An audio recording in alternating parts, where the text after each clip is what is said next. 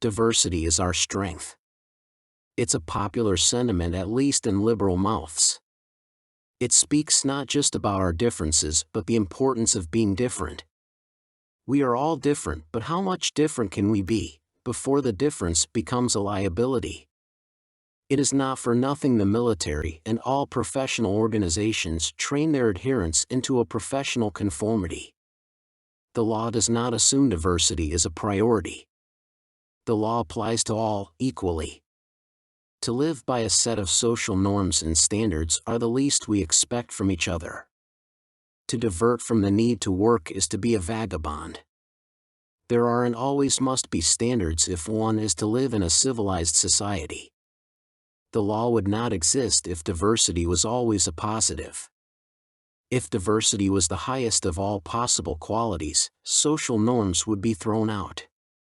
Politicians are not given to much introspection, other than when they lose an election, but we ought to be wary of political messaging.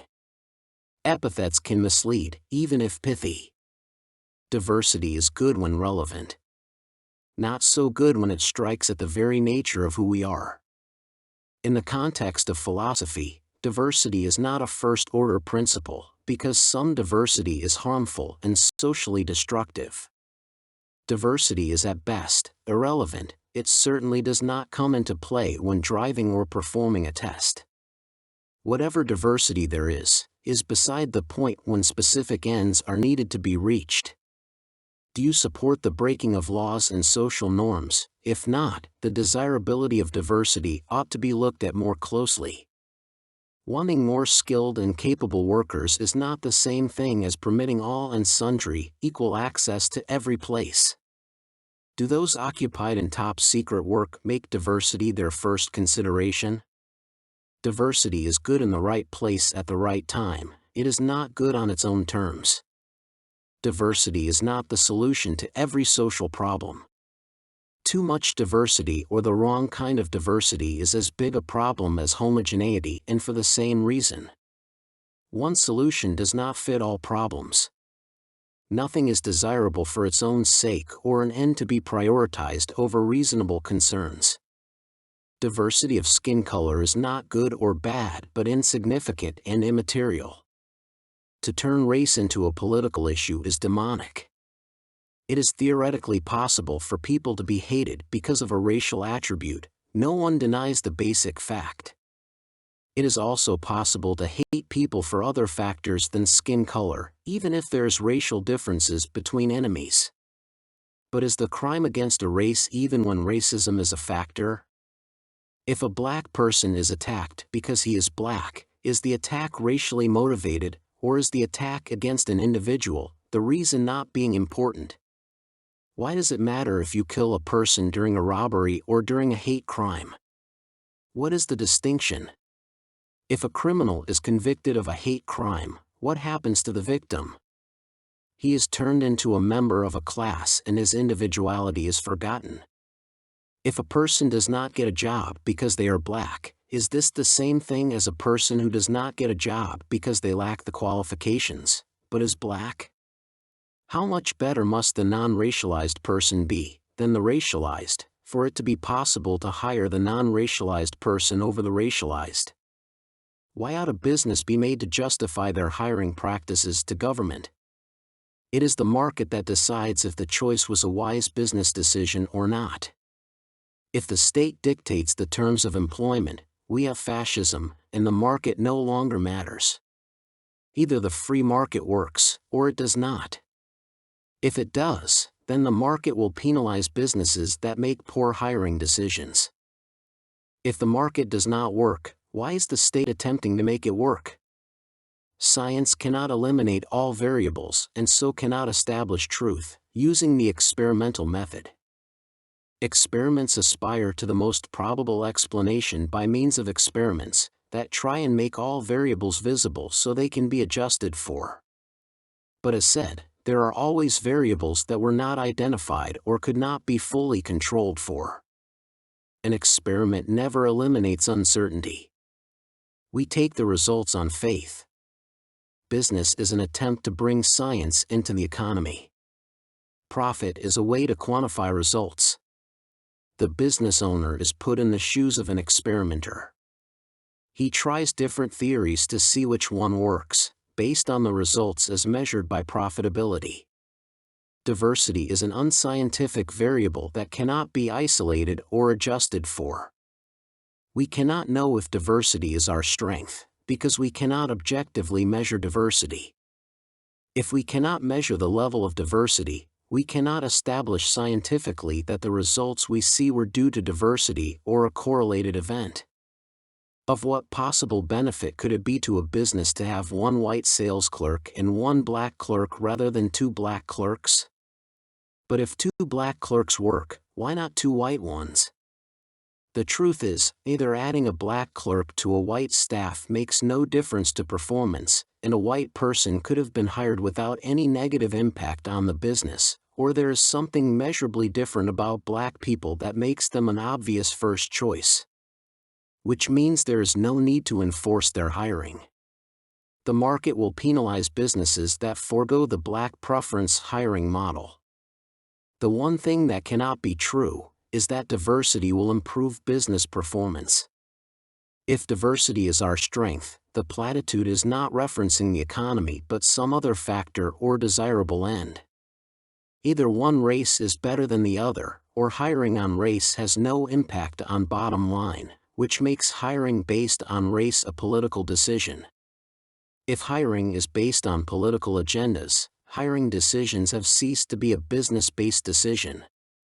The question then becomes, why does the government feel a need to interfere in the market, especially if the market does not work? What is their agenda? The first and most obvious question is, why is skin color the feature that dominates the liberal psyche? We do not think diversity of hairstyles or educational levels is important. And politicians certainly do not advocate for equal hiring of those of different political persuasions. If diversity is our strength, why does it not apply to every human characteristic? Ought not diversity be the key factor in every decision we make? Is diversity of religious beliefs a condition of employment? Why is diversity linked so closely to the flesh and what we see? Why are not invisible features unimportant to the diversity engineer? Perhaps more could be accomplished by requiring the left political parties to appoint those on the right, as often as they appoint those on the left, and vice versa. On what criteria is the slogan, "Diversity is our strength," based on? The first thing we need question is, what is our strength? What strength is being measured? Is it economic profitability or political power? What group do they refer to when they talk about our strength? How can our strength refer to the far-right nationalist white person, when it is this group the program aims to moderate and even annihilate? Diversity programs target the political right. But that is the problem, the platitude is necessarily hypocritical. In reality, the slogan is a call for homogeneity. It's a call to exclude those on the right. What is being said, by implication, is that nothing matters but political identity. Minorities need to put aside their diversity to come together and identify as non-Christians, to oppose Christianity. This is why the left becomes incensed when a black person breaks ranks and joins conservatives. It is a betrayal of the common identity. Together is a word that for the left means racialized and other non-white Christian communities. The left is a movement to move power up the intersectional scale. Older, white, Christian men are at the bottom of this scale, and so the focus of the left is divesting this group of property and power. Diversity is our strength is a call for minorities to join forces, put aside differences, to defeat Christian white men. It is also a tacit acceptance that liberals do not represent white culture. In fact, diversity is our strength is a war cry to destroy white men and white culture. But why would diversity, as an idea, be incompatible with Christianity? Would it not impact all peoples and ways of living equally? Diversity is our strength is a demonic message, heard by demonic ears attracting demonic hearts. Diversity is good in the minds of liberals, Because diversity is neutral in the sense that anything and everything is acceptable, so long as it does not center our attention on Christ. Everything is permissible and desirable so long as it does not give God the glory. Diversity is code for evil. This is why the demonic forces of this world do not want anyone discussing or investigating it. Diversity is our strength is a statement that must be taken on faith. What they do not explain is who they are and why precisely is diversity their strength. Diversity is not a strength that comes from God. In any diverse population there will be a range of qualities, both good and bad. No one is perfect, and no one is devoid of goodness. This does not mean that a diverse population can be large or small without impacting the group. The more diverse the population is, the more evil there will be in it. The more diverse group is always the more evil group. Good people rarely moderate evil in any appreciable way. There are good reasons why this is so. Evil always tends to infect the good. So, the more diverse the population, the more likely there will be extreme evil, and the more influence evil will have. A homogeneous group can only be evil if the evil in it has dictatorial power over the group.